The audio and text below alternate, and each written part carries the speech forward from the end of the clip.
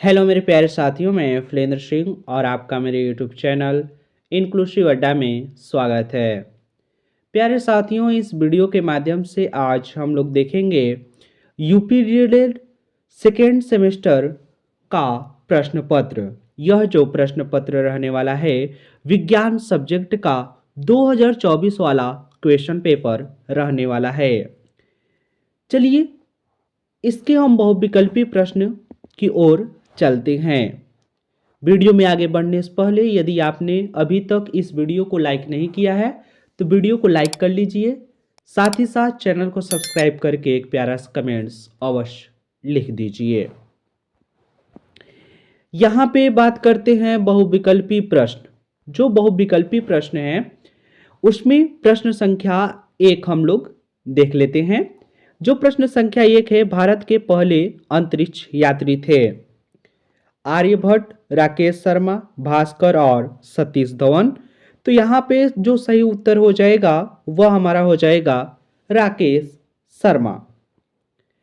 Next है यानी कि प्रश्न नंबर 2, पेट्रोल में होती है यांत्रिक ऊर्जा, विद्युत ऊर्जा, ध्वनि ऊर्जा और रासायनिक ऊर्जा। तो यहाँ पे पेट्रोल में जो होती है वह रासायनिक ऊर्जा संचित रहती है।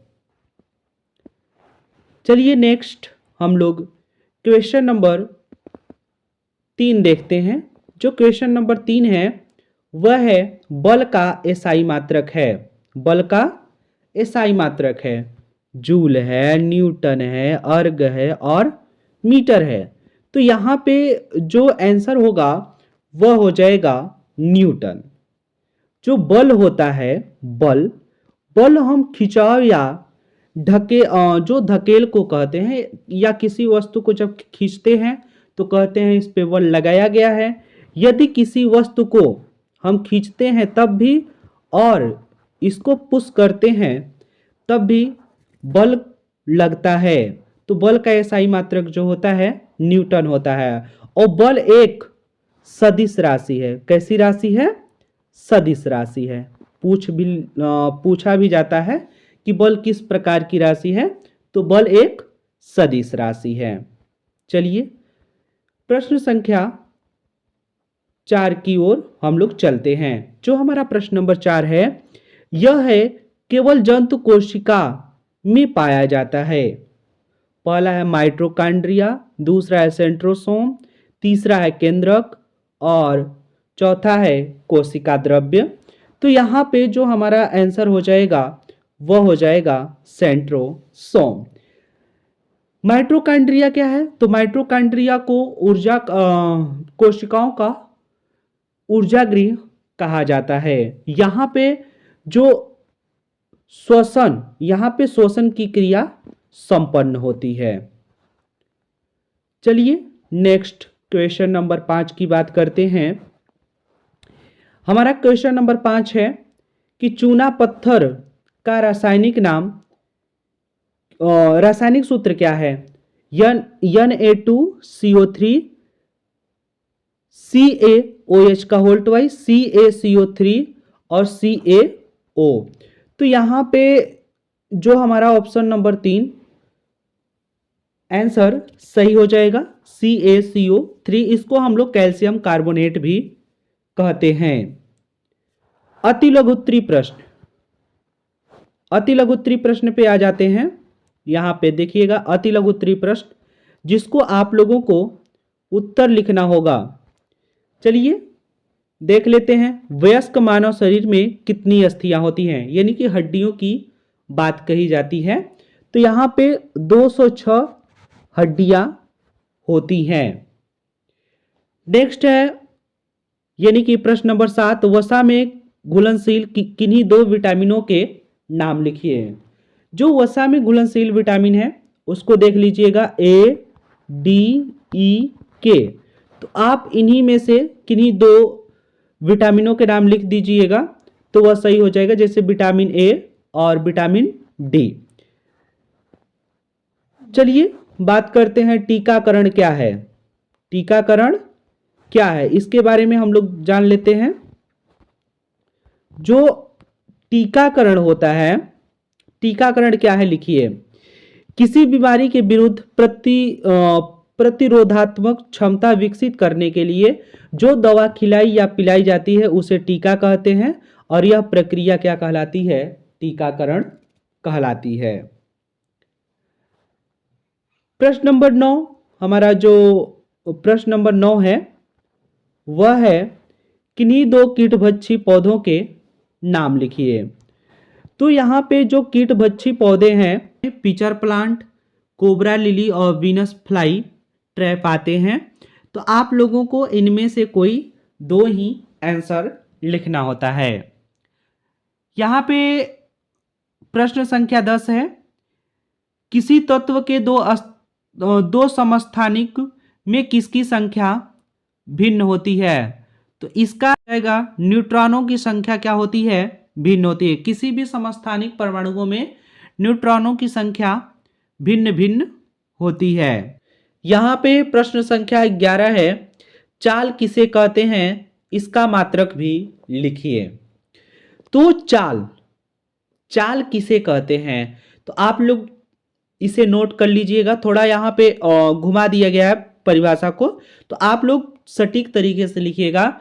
किसी वस्तु द्वारा एकांक समय में तय की गई पथ की लंबाई को या तय की गई दूरी को हम क्या कहते हैं, चाल कहते हैं। चाल बराबर दूरी बटा समय। चाल का मात्रक जो होता है वह मीटर प्रति सेकेंड होता है। चलिए लघुत्तरी प्रश्न पर आते हैं। यहाँ पे लघुत्तरी प्रश्न में हमारा जो प्रश्न संख्या 12 है वह है, मनुष्य के मुख में कितने प्रकार के दांत पाए जाते हैं, उनके नाम तथा कार्य संक्षेप में लिखिए। देखिएगा जो मनुष्य के दांत होते हैं वे 4 प्रकार के होते हैं। पहला है कृंतक, रदनक, अग्रचवर्णक और चर्वणक।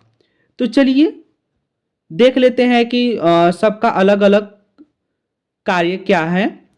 तो कृंतक सबसे आगे का दांत होता है जो काटने का कार्य करता है और ये प्रत्येक जबड़े में 4-4 होते हैं और ये दांत 6 माह के उम्र में निकलते हैं।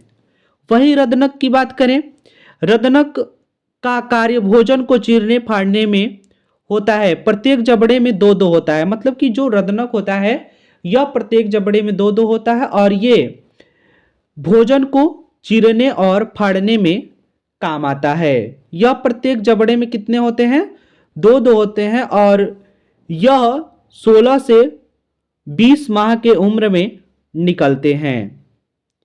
यही मैं अग्रचवर्णक की बात करूं कि अग्रचवर्णक क्या होते हैं, तो अग्रचवर्णक चबाने में सहायक होते हैं। ये प्रत्येक जबड़े में 4-4 होते हैं।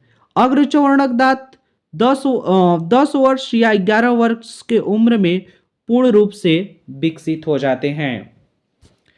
वही में चवर्णक की बात करें तो जो चवर्णक होता है ये भोजन को चबाने में सहायक होता है, चबाने में और पीसने में भी, और ये प्रत्येक जबड़े में 6-6 पाए जाते हैं। चवर्णक दांत 12 से 15 वर्ष की उम्र में निकलते हैं। यहाँ पे माह लिख दिया गया है, इसको आप लोग थोड़ा सा करेक्शन कर लीजिएगा, यहाँ पे वर्ष रहेगा। प्रश्न नंबर 13 है, फसल चक्रण से क्या अभिप्राय है। एक ही क्षेत्र में एक ही खेत में अलग अलग फसलों को निश्चित क्रम में एक एक करके अलग अलग फसल उगाना फसल चक्र कहलाता है। फसल चक्र से मिट्टी की उर्वरता बनी रहती है और इसमें सुधार भी कर सकते हैं। फसल चक्रण मिट्टी को खरपतवारों, कीटों एवं बीमारियों को नियंत्रित करता है। यानी कि एक ही खेत में अलग अलग प्रकार की फसल लगाना क्या कहलाता है, फसल चक्रण कहलाता है। इससे जो मिट्टी की उर्वरता होती है वह भी बनी रहती है और मिट्टी के उर्वरता में सुधार भी होती है। नेक्स्ट हमारा क्वेश्चन है 14 क्वेश्चन हम लोग देखेंगे। जो 14 नंबर का क्वेश्चन है, ऊर्जा किसे कहते हैं? ऊर्जा किसे कहते हैं? विभिन्न प्रकार के ऊर्जाओं को संक्षेप में लिखिए। तो ऊर्जा किसे कहते हैं? तो कार्य करने की क्षमता, क्या है? कार्य करने की क्षमता को ऊर्जा कहते हैं। ऊर्जा का मात्रक जूल होता है। क्या होता है? ऊर्जा का मात्रक जूल होता है। और ऊर्जा के प्रकार, यहाँ पे हम प्रकार देख लेते हैं कि ऊर्जा कितने प्रकार के होते हैं। ध्वनि ऊर्जा, रासायनिक ऊर्जा, प्रकाश ऊर्जा, सौर ऊर्जा, नाभिकीय ऊर्जा, यांत्रिकी ऊर्जा, आंतरिक ऊर्जा और गतिज ऊर्जा। हमारा क्वेश्चन नंबर 15 है।